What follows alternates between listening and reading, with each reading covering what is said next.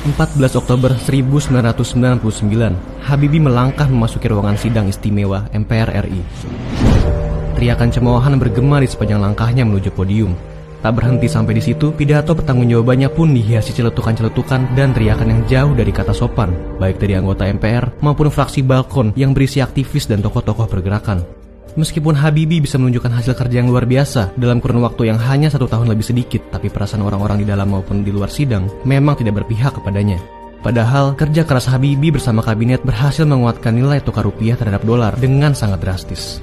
Setelah terpuruk dalam krisis moneter 1998, nilai tukar dolar begitu perkasa terhadap rupiah, yaitu Rp15.000 per 1 dolar.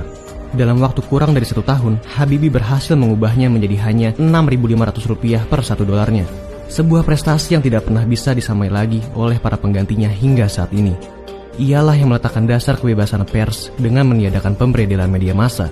Dia pula yang membebaskan seluruh tahanan politik di masa Orde Baru, seperti Budiman Sujatmiko dan Sanana Gusmao. Betapapun Habibie berusaha sekuat tenaga memaparkan fakta-fakta, termasuk penyelenggaraan pemilu yang demokratis untuk pertama kalinya sejak tahun 1955, laporan pertanggungjawabannya tetap ditolak.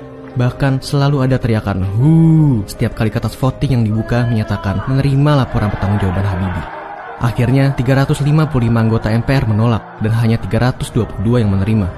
Habibie kehilangan legitimasi untuk menjalankan diri sebagai presiden pasca pemilu tahun 1999. Dan orang yang menggantikannya tidak pernah kunjung bisa menyaingi hasil kerjanya.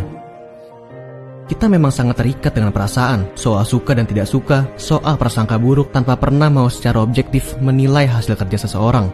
Apalagi terhadap Habibie, selain dicap sebagai pewaris Orde Baru, Habibie ini juga seorang teknokrat tulen. 100% waktunya dihabiskan untuk bekerja, sehingga tidak punya kesempatan untuk pencitraan atau membina komunikasi politik agar populer. Padahal, kalau saja waktu itu kita tidak gila dengan populisme, heroisme yang tidak terlalu jelas ujung pangkalnya, negara kita mungkin punya jalan yang berbeda di tangan seorang teknokrat. Apakah hanya saya yang punya kerinduan ini? Mendambakan negara dipimpin kembali oleh seorang teknokrat. Orang yang punya skill untuk menyelesaikan problem-problem mendasar bangsa, terutama soal ekonomi dan lapangan kerja. Orang yang larut dan tenggelam dalam bekerja, meski sering lupa membangun citra.